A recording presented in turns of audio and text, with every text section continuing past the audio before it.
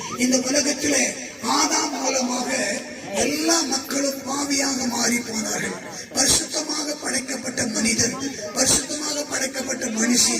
ஆகவே தேவனுடைய வார்த்தைக்கு கீழ்ப்படியாமல், தேவ சித்தத்தை செய்யாமல் அவர்கள் தேவனை விட்டு தூரமாய் போனபடினாலே அன்றைக்கு ஆதாமுக்குள் இருந்த சாபம், ஆதாமுக்குள் இருந்த பாவம், ஆதாமுக்குள் இருக்கிற அந்த சாபங்கள் மனு வர்க்கத்தை தொடர்ந்து வந்து கொண்டிருக்கிறது. கிமு 4000 ஆண்டுக்கு முன்னதாக உலகம் உருவாக்கப்பட்டது. உலகம் உருவாக்கப்பட்டதிலிருந்து 4000 ஆண்டிலிருந்து மனிதன் உலகத்திலே பாவியாக பிறகு வாழ்ந்து கொண்டிருக்கிறான், சாபத்தில் வாழ்ந்து கொண்டிருக்கிறான், அக்கிரமத்தில் வாழ்ந்து கொண்டிருக்கிறான். உலகத்தில் தேவனை தேடாதபடிக்கு உலக காரியங்களிலே, உலக சிக்கின்மைகளிலே தேவனை ஆராதிக்க ஓடுகிறபடினாலே தேவன் சிருஷ்டித்த சிருஷ்டியை அவன் வணங்கி கர்த்தருக்கு கோபம் ஊட்டுகிறபடினாலே மனுஷன் பாவியாக மாறி போனான். ஆகவே இந்த பாவியான மனுஷனை மீண்டுமாக பரிசுத்தப்படுத்தி தேவனுடைய ராஜ்யத்தில் கொண்டு போய் சேர்ப்பதற்காக இயேசு கிறிஸ்து உலகத்திலே மனிதனாக பிறக்க வேண்டிய அவசியமாக காணப்பட்டது. ஆகவே மனுஷனுடைய பாவங்களை மன்னிப்பதற்கு ஆட்டு ரத்தமோ, மாட்டு ரத்தமோ, கோழி ரத்தமோ, பூசணிக்காவோ, வெள்ளரிக்காவோ, தேங்காயோ, மாங்காயோ பாவங்களை மன்னிக்கப்பட முடியாது. ஆனால் இயேசு கிறிஸ்துவின் ரத்தம், ஒரே ரத்தம் மாத்திரமே மனுஷனுடைய பாவங்களை மன்னிக்க முடியும். ஏனென்றால் யோவான் சுவிசேஷம் 14ஆம் அதிகாரம் 6ஆம் வசனம் சொல்லப்படுகிறது. இயேசு சொன்னார், நானே வழியும் சத்தியமும் ஜீவனுமா இருக்கிறேன், என்னை இல்லாமல் ஒருவனும் பரலோக ராஜ்யத்துக்கு வர முடியாது. ஆகவே இயேசு அல்லாதபடிக்கு இந்த உலகத்தில் மனு மக்களுக்கு ரட்சிப்பு கிடையாது. இயேசு இல்லாதபடிக்கு இந்த உலகத்திலே பரிசுத்தம் கிடையாது. இயேசு இல்லாதபடிக்கு இந்த உலகத்திலே தேவனுடைய ராஜ்யத்தில் பிறக்க முடியாது. ஆகவேதான் இயேசு உலகத்திலே மனிதனாக வந்து அவரே சொன்னார், ஒருவன் இயேசுவின் ரத்தத்தினாலே கழுவப்படாவிட்டால் அவன் பாவங்கள் மன்னிக்கப்பட முடியாது. ஆகவேதான் யோவான் 14:6 வசனத்திலே இயேசு சொன்னார், நானே வழி, நானே சத்தியம், நானே ஜீவன். அவர் தான் வழி. எங்க வழினா பரலோகத்துக்கு வழி. ஆமா, பரலோகத்துக்கு வழி நம்மளால பார்க்க முடியாது, யாரும் பரலோகத்துக்கு பார்க்கல. அவர்தான் பரலோகத்துக்கு வழியா இயேசு பரலோகத்திலிருந்து உலகத்தில் இறங்கி வந்தார். இயேசு பரலோகத்திலிருந்து மனிதனாக உலகத்தில் இறங்கி வந்து நம்முடைய பாவங்களுக்காக 2000 ஆண்டுகளுக்கு முன்னதாக கல்வாரி சிலுவிலே தன் ரத்தத்தை சிந்தி தன் ஜீவனை கொடுத்து தன் உயிரை கொடுத்து மரித்து 3ஆம் நாள் அவர் உயிரோடு எழுந்திருக்கிறபடினாலே அந்த இயேசு மரித்தாலும் இன்னைக்கு உயிரோடு இருக்கிறார். அல்லேலூயா. நீங்க பையூர் கிராமத்துல ஊழித்து போயிருந்தோம். பயங்கரமான பிசாசு, பயங்கரமான பிலிசுங்க, பயங்கரமான ஏவல். அநேக மக்கள் பிசாசினால கட்டப்பட்டிருக்கிறார்கள், ஏவல்னால கட்டப்பட்டிருக்கிறார்கள், சூரியனால கட்டப்பட்டிருக்கிறார்கள். இதெல்லாம் எவர்களால விடுவிக்க முடியாது. ஆனா ஆண்டவராகிய இயேசு கிறிஸ்து ஒருவரை தான் விடுவிக்க முடியும் ஒழிய வேற எந்த ரத்தத்தினால விடுவிக்க முடியாது.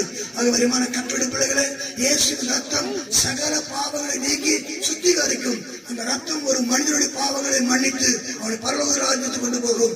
அந்த இயேசு உலகத்தில் பிறந்ததான். லூக்கா 2ஆம் அதிகாரம் 10ஆம் வசனம் வாசிக்கும் போது கர்த்தருடைய வார்த்தை சொல்லப்படுகிறது, தேவதூதன் அவர்களை நோக்கி, பயப்படாதீர்கள், இதோ எல்லா ஜனத்துக்கும், நமக்கு மாத்திரமல்ல எல்லா ஜனத்துக்கும், பறையனா இருந்தாலும், பள்ளியா இருந்தாலும், கவுண்டரா இருந்தாலும், மூலியா இருந்தாலும், யாரா இருந்தாலும் மக்கள் ஒரே ஒரு ரத்தம். ஆமா, ஜாதி தான் மனிதன் எடுத்து வச்சுக்கணும். ஆனா இயேசு சொன்னாரு, ஒரே ஆம்பளை ஜாதி, ஒரே பொம்பளை ஜாதி, இந்த 2 ஜாதி தான் வழிய, மற்ற ஜாதி கிடையாது. ஆகவேதான் எல்லா ஜனத்துக்கும் மிகுந்த நற்செய்தி கொடுக்கக்கூடிய சந்தோஷத்தை உண்டாக்குகிறார் என்று இயேசு சொன்னார். முதலாவது மேய்ப்பர்களுக்கு தான் அறிவிப்பு கொடுத்தார்.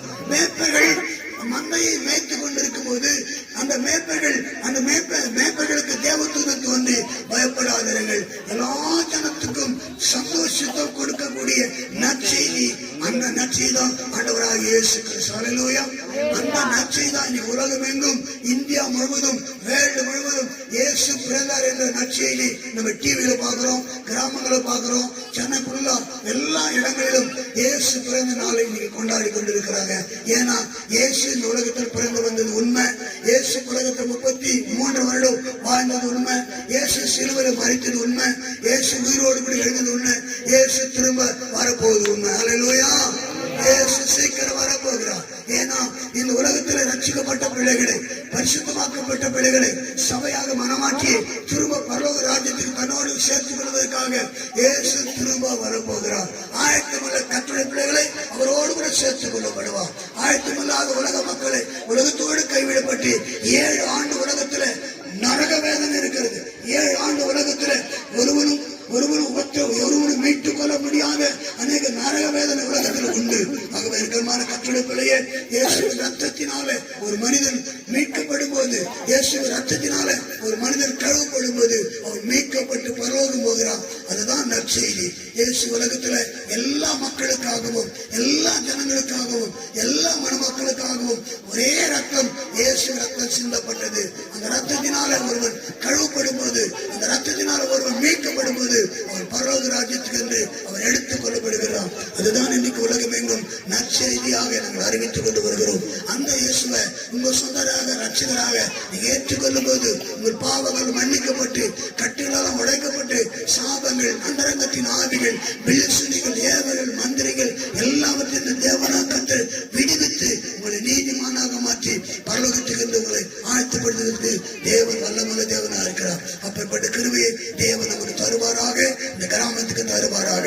நம் கண்களை மூடி நாம் ஜெபிப்போம். நல்ல தகப்பனே, இந்த ராத்திரி வேலைக்காக நன்றி செலுத்துகிறோம்.